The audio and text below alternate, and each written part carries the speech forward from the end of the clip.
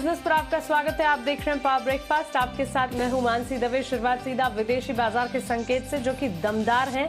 जी हां, अच्छी तेजी के साथ फिलहाल एशियाई बाजार की शुरुआत होती हुई करीब 124 अंकों की बढ़त आप देखेंगे। एसजीएक्स निफ्टी में 15,812 के स्तर, हांगकांग के बाजार में करीब 178 अंकों की तेजी। वहीं डाउ फ्यूचर्स भी अच्छी बढ़त के साथ ट्रेड करते हुए। निक्केई के बाजार में भी आप देखेंगे करीब 250 अंकों की मजबूती फिलहाल देखने को मिल रही है। बीती रात अमेरिकी बाजार में भी नए शिखर पर कामकाज देखने को मिला। डाउ, नैस्डैक और एसएनपी में अच्छे बढ़ते लेवल्स पर ट्रेड दिखा। चलिए विदेशी बाजार के संकेतों में तेजी के पीछे की वजह क्या है, कौन से फैक्टर्स हैं जिस पर हमें नजर रखनी है, विस्तार से दीपांशु भंडारी से जान लेते हैं। Deepanshu, good morning. बताएं, विदेशी बाजार के संकेत आज काफी अच्छे दिख रहे हैं। Good morning Mansi. और बढ़िया संकेत आते हुए दिख रहे हैं जहां तक विदेशी बाजारों का सवाल है। एशिया के बाजारों का हाल देखिए, बढ़िया तेजी का माहौल बना हुआ है। हांगकांग में अच्छी बढ़त है। जापान के बाजार भी आपको लगातार दूसरे दिन अच्छी गेंस दिखा रहे हैं।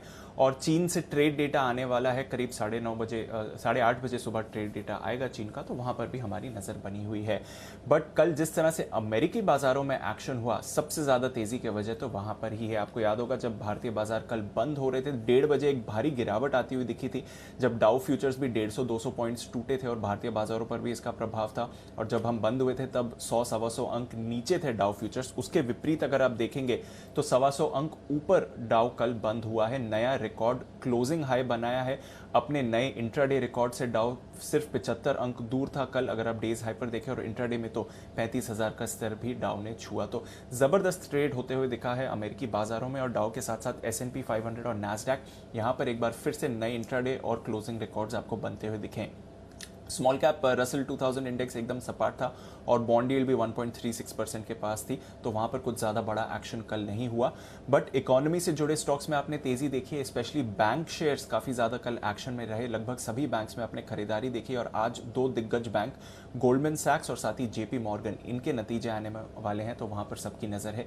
इसके साथ ही इन्फ्लेशन डेटा आएगा जून महीने का यूएस का। 4.9% का अनुमान है। मई में ये 5% के लेवल पर था, जो कि 30 साल में सबसे ज्यादा है। तो थोड़ा अगर इन्फ्लेशन कूल ऑफ होकर आता है तो डेफिनेटली बाजार इससे खुश होने वाले हैं। तो देखते हैं किस तरह का इन्फ्लेशन डेटा रहेगा। इसके अलावा यूरोप में भी अच्छा एक्शन दिखा। अगेन कल जब भारतीय बाजार बंद हो रहे थे तो यूरोप 0.5% नीचे था, उसके मुकाबले देखें तो 0.5% ऊपर बंद हुआ।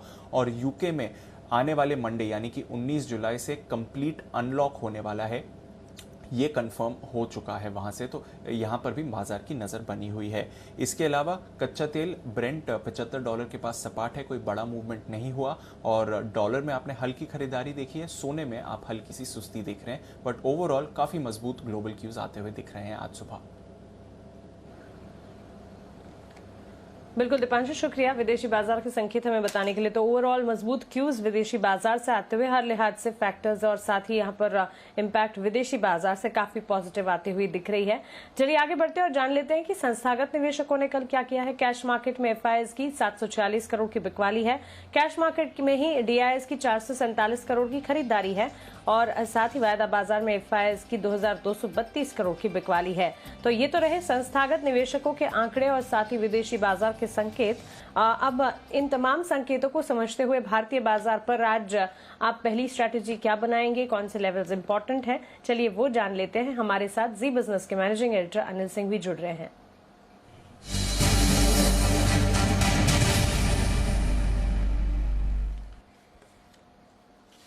Anil sir, good morning. दमदार विदेशी बाजार के संकेत, सर इसे कैसे देखा जाए और साथ ही भारतीय बाजार पर शुरुआत कैसे की जाए आज? Good morning Mansi. देखिए, संकेत तो काफी बेहतरीन है। और एक्चुअली कल भारतीय बाजारों में जो हल्का फुल्का करेक्शन दिन के दौरान आया, वो इसी डर से आया था कि अमेरिका में एक कमजोरी भरा सेशन रहेगा। लेकिन उसके विपरीत अमेरिकी बाजार बेहद मजबूती के साथ बंद हुए। फिर से तीनों ही इंडेक्स ने एक नया रिकॉर्ड बनाया। इससे बढ़िया बात हो नहीं सकती। तो डाउ ने क्लोजिंग बेसिस पर और नैस्डैक और S&P ने इंट्राडे और क्लोजिंग दोनों ही बेसिस पर एक मजबूत रिकॉर्ड बनाया। तो ओवरऑल संकेत बहुत ही बेहतरीन है। और मुझे लगता है कि अच्छी बात यह भी है कि कल के सेशन में कुछ और तेजी की पोजीशंस हल्की हुई हैं। जो एक शार्प डिप मिला था उसमें कमजोर ट्रेडर्स और बार हुए हैं। Put call ratio definitely oversold है, 0.9 के नीचे आ चुका है। तो ऐसे में एक शार्प शॉर्ट कवरिंग आपको देखने को मिलेगी। बस बात वही कि रेंज में फंसे हुए बाजार तो ऊपर जैसे 15,800 15,900 की रेंज में आते हैं, कहीं न कहीं प्रॉफिट बुकिंग आने लगती है और 15,700 के नीचे खरीदारी आना शुरू होती है। तो आज के लिए जो सपोर्ट रेंज है वही है जो सेम कल की थी, 15,625 15,675। फ्रेश कमजोरी तभी मानी जाएगी जब आप इस रेंज को तोड़कर नीचे ट्रेड करना शुरू करें। मजबूती 15,800 से ऊपर से ज्यादा अच्छी दिखेगी, तो आज के लिए हायर रेंज फिर से वही कल वाली है, 15,790 से 15,860। इस रेंज पर आपको करना है फोकस। जहां तक बैंक निफ्टी का सवाल है, 35,000 के लेवल को 2 दिनों से हमने क्लोजिंग बेसिस पर फिर से होल्ड किया है। तो जो सपोर्ट रेंज है वो 34,850 से 35,000 की मानकर चलें। इस रेंज में आते ही बैंक निफ्टी में खरीदारी और शॉर्ट कवरिंग आती दिखेगी। हालांकि बैंक निफ्टी में भी शॉर्ट्स काफी बने हैं, उम्मीद कर सकते हैं कि शॉर्ट कवरिंग वहां पर भी आपको देखने को मिलेगी। और ऊपरी स्तरों पर 35,350 से 375 से 35,550 ये रेंज है जहां तक बैंक निफ्टी भी ऊपर जाने की कोशिश कर सकता है।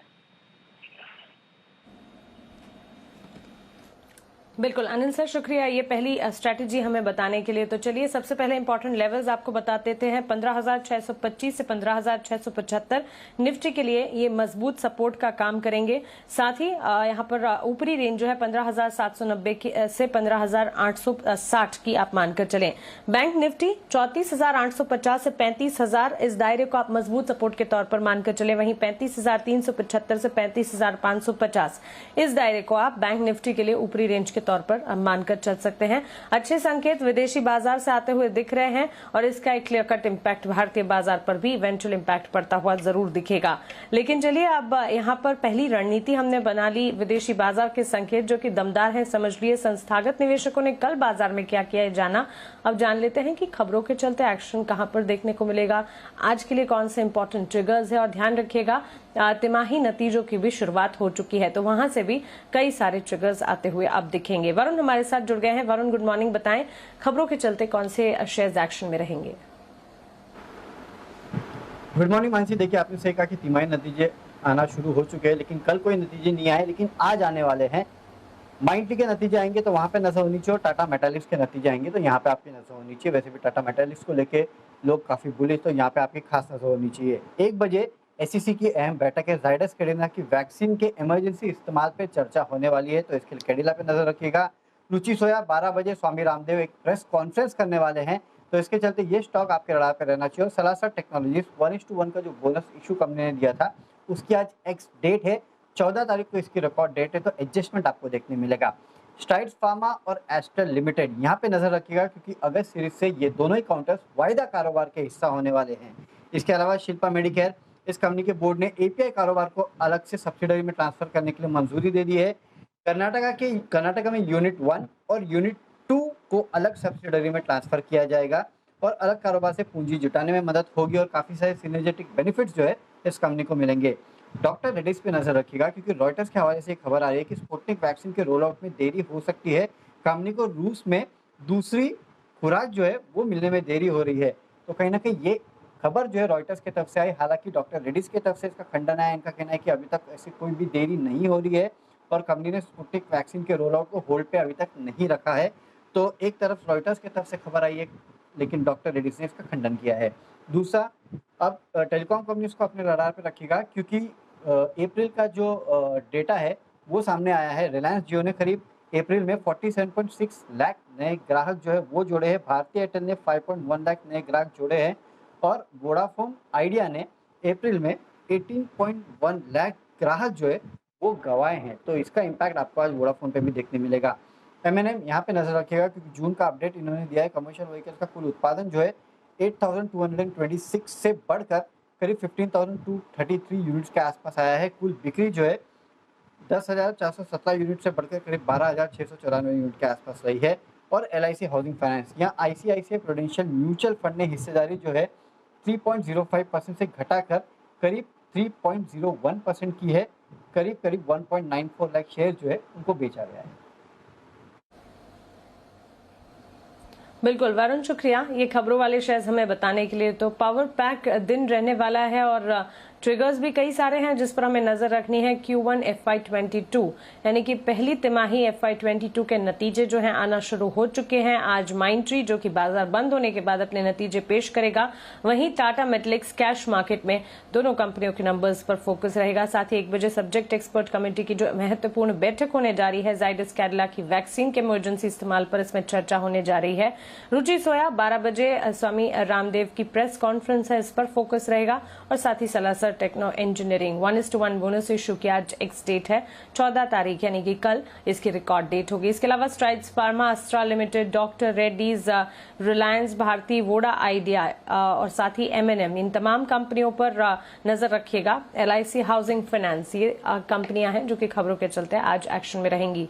चलिए आज के लिए कुछ इंपॉर्टेंट ट्रेडिंग कॉल्स अब जान लेते हैं। सेंट्रम ब्रोकिंग से शुरुआत करेंगे। नौसिल और ओबरॉय रियल्टी, कल दोनों ही स्टॉक्स ने अच्छी तेजी दिखाई है। नौसिल में करीब 5% की बढ़त के साथ हमने ट्रेड देखा है।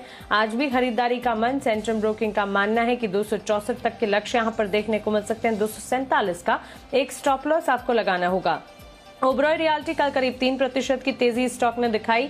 740 तक के लेवल्स आज के सत्र में भी देखने को मिल सकते हैं। 670 का एक स्टॉप लॉस लगाकर खरीदारी का मन बनाकर आप चल सकते हैं। आनंद राठी सिक्योरिटीज की राय ग्राफाइट इंडिया पर है, अगर खरीदारी करते हैं 670 के लक्ष्य को मानकर चले। 620 का यहां पर एक स्टॉप लॉस आप जरूर लगाएं। वहीं चॉइस ब्रोकिंग की राय NCC यानी कि नागार्जुना कंस्ट्रक्शन कंपनी पर है, 102 के लक्ष्य को मानकर चले। 93 रुपए और 70 पैसे 93.70 का एक स्टॉप लॉस लगाकर यहां पर भी खरीदारी का मन आप बनाकर चल सकते हैं। तो 4 कॉल्स, चारों की 4 खरीदारी की तरफ इशारा करते हुई। लेकिन चलिए बाजार पर आज आपकी स्ट्रैटेजी क्या हो, साथ ही किन शेयरों में आज पैसे लगाए जा सकते हैं, इन सभी मुद्दों पर बातचीत करने के लिए हमारे साथ kiranjadhav.com के आशीष केलकर जुड़ गए हैं। आशीष जी गुड मॉर्निंग, स्वागत है आपका जी बिजनेस पर। सबसे पहले तो इंडेक्स पर ही आपका नजरिया हम जानना चाहेंगे। ग्लोबल सेटअप काफी मजबूत है, भारतीय बाजार की आज की तस्वीर आप कैसी देख रहे हैं? Very good morning. देखिए, जिस तरह का चार्ट स्ट्रक्चर बन रहा है, मैं मानता हूं कि आज एक अच्छा खासा सेशन हमें देखने को मिल सकता है। ओपनिंग अगर अच्छी होती है और अगर हम 15,635 के ऊपर टिके रहते हैं तो मैं मानता हूं बहुत ही बेहतरीन रैली हम निफ्टी में भी आते हुए देख पाएंगे। मेरा निफ्टी का पहला लक्ष्य जो रहेगा वो रहेगा 15,775 का, दूसरा लक्ष्य रहेगा 15,850 का। तो 15,635 के साथ निफ्टी में हम खरीदारी कर सकते हैं। गैप ऑफ ओपनिंग अगर मिलता है तो कौन से लेवल पे मिलता है ये देख के ये ट्रेड इनिशिएट करना चाहिए। इसी तरह से हम अगर बैंक निफ्टी की बात करें तो बैंक निफ्टी में भी उसी तरह का चार्ट स्ट्रक्चर बनता हुआ दिखाई दे रहा है। 35,050 ये मेरा इंपॉर्टेंट लेवल रहेगा। यहाँ का स्टॉप लॉस लगा के एग्जिस्टिंग लॉन्ग पोजीशंस होल्ड करने की सलाह होगी। जी बिल्कुल आशीष जी, साथ ही स्टॉक स्पेसिफिक रेकमेंडेशन आज के लिए फिर कौन सा देंगे आप? देखिए, कल हमने बहुत अच्छे स्टॉक्स में ऊपर ब्रेकआउट मिलता हुआ देखा था। आज बैंक निफ्टी में यानी फाइनेंस स्टॉक में अच्छा खासा ब्रेकआउट मिलता हुआ देख सकते हैं, इसलिए मैंने स्टॉक चुना है मनप्पुरम फाइनेंस। मनप्पुरम फाइनेंस कल का क्लोजिंग है 184.6, ये मैं फ्यूचर रेट की बात कर रहा हूँ। तो इसी के आसपास खरीदारी करने की सलाह होगी। मेरा स्टॉप लॉस रहेगा 182 का। मेरा पहला लक्ष्य रहेगा 189 का, दूसरा लक्ष्य रहेगा 192 का। तो मनप्पुरम फाइनेंस फ्यूचर में खरीदारी करने की सलाह।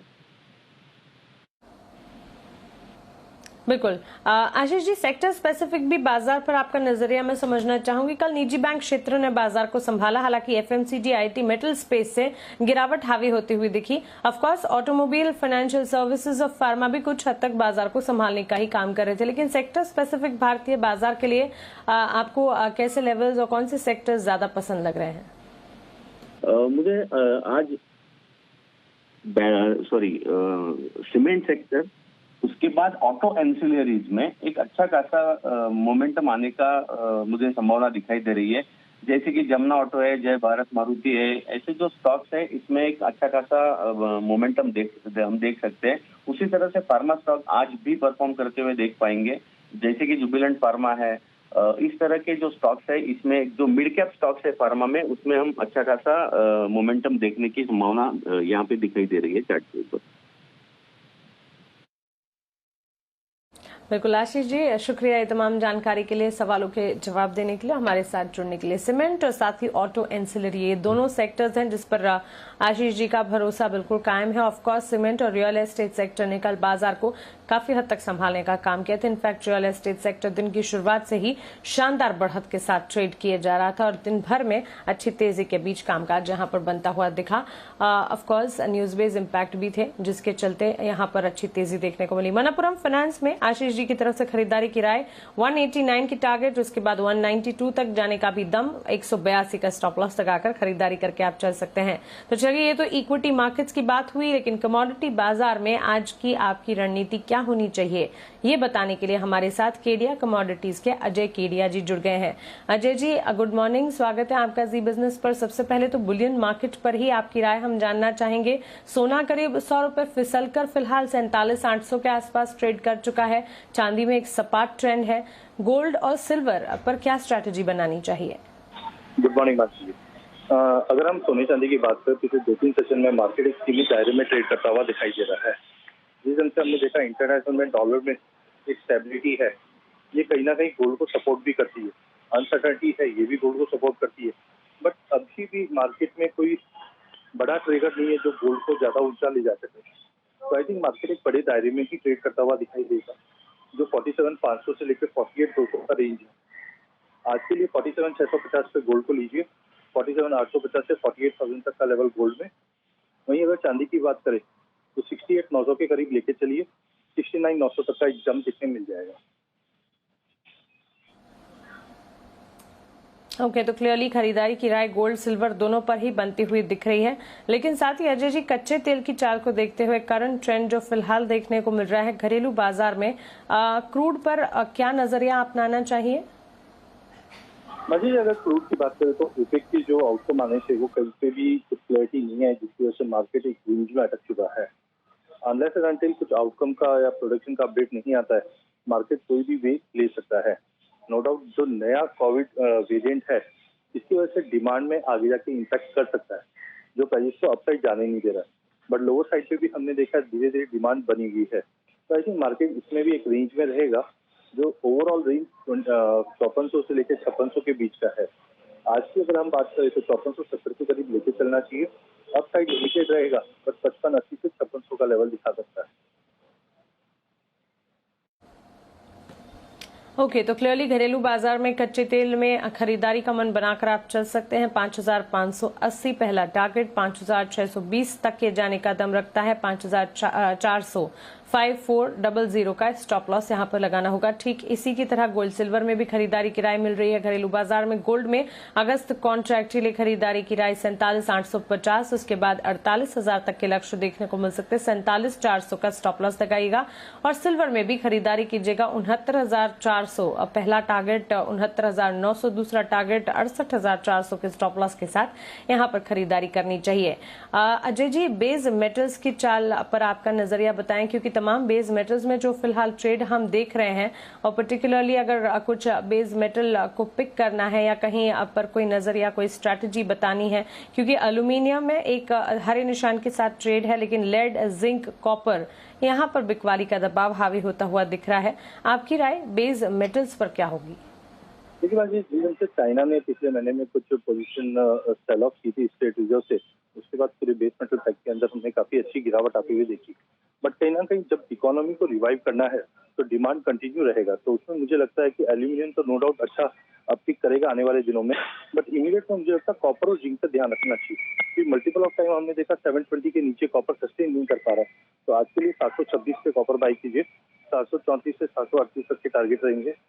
वहीं सबसे ज्यादा स्ट्रॉन्ग जो दिखा रहा है वो जिंक दिखा रहा है। तो जिंक 240 के ऊपर अगर मेंटेन है तो बाइंग करके चलिए। 244 का इमीडिएट टारगेट, बट ओवरऑल 250 का भी लेवल जल्द दिखा सकता है। ओके, तो क्लियरली कॉपर और जिंक दोनों में खरीदारी के मौके यहां पर बनते हुए दिख रहे हैं। करेंसी पर एक क्विक राय अजय जी आपकी लेना चाहूंगी। करेंसी की अगर हम बात करें तो मल्टीपल ऑफ टाइम हमने देखा 75 के ऊपर प्राइसेस बिल्कुल सस्टेन नहीं कर पा रहे फ्यूचर्स में।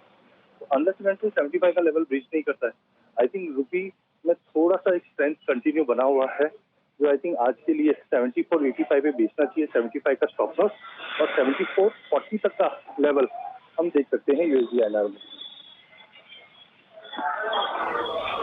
बिल्कुल अजय जी, शुक्रिया ये तमाम जानकारी के लिए, सवालों के जवाब देने के लिए, अपने रिकमेंडेशन बताने के लिए, हमारे साथ जुड़ने के लिए। कॉपर और जिंक में खरीदारी की राय अजय जी की तरफ से, जुलाई कॉन्ट्रैक्ट में खरीदारी कीजिएगा। कॉपर अगर खरीदारी कर रहे हैं 734 का पहला लक्ष्य, दूसरा 738 रुपये 50 पैसे का लक्ष्य देखने को मिलेगा, 722 का एक स्टॉप लॉस यहाँ पर आपको लगाकर चलना है। साथ ही जिंक जुलाई कॉन्ट्रैक्ट में खरीदारी अगर करते हैं 242 के टारगेट्स को मानकर चले, उसके बाद 244 तक भी ये जाता हुआ दिख सकता है।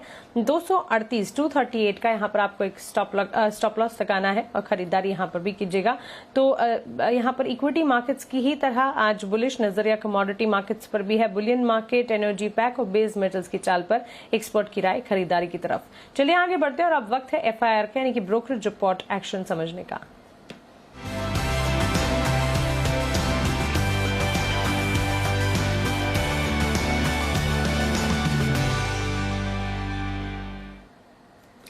पूजा त्रिपाठी मेरे साथ जुड़ गई हैं, उनसे ब्रोकरेज रिपोर्ट्स जान लेते हैं। पूजा, गुड मॉर्निंग, बताएं। Good morning Mansi. शुरुआत रिलायंस के साथ करते हैं। रिलायंस पे कुछ पॉजिटिव रिपोर्ट्स आ रही हैं। नोमुरा ने अपनी जो खरीदारी की राय है वो बरकरार रखी है, टारगेट 2400 का दिया है और जो कमेंट्री आ रही है वो भी काफी पॉजिटिव है। रिलायंस को ड्राइव कर रहा है रिलायंस जियो, जिसमें कि लॉकडाउन अप्रैल में लॉकडाउन के बावजूद करीब 4.8 मिलियन सब्सक्राइबर नए जोड़े हैं और इसी के साथ रिलायंस जियो का जो मार्केट कैप है वो अब 36% पहुंच चुका है। तो ये कहीं ना कहीं ड्राइव कर रहा है रिलायंस को और 2400 का ये टारगेट भी दिया है। इसके अलावा क्रेडिट स्विस के अभी की भी कवरेज आई है। रिलायंस पर न्यूट्रल की रेटिंग बरकरार रखी है और जो टारगेट है वो 1930 रुपए प्रति शेयर का दिया है। बिल्कुल पूजा, शुक्रिया ये तमाम ब्रोकरेज रिपोर्ट्स हमें बताने के लिए। ब्रोकरेज रिपोर्ट में जितने भी एक्शन होंगे 1 बजे के बुलेटिन में फिर से आपको FIR एक्शन में हम ब्रोकरेज रिपोर्ट एक्शन सारा का सारा बताएंगे। चलिए इसी के साथ पावर ब्रेकफास्ट को अब यहीं समेट रहे हैं।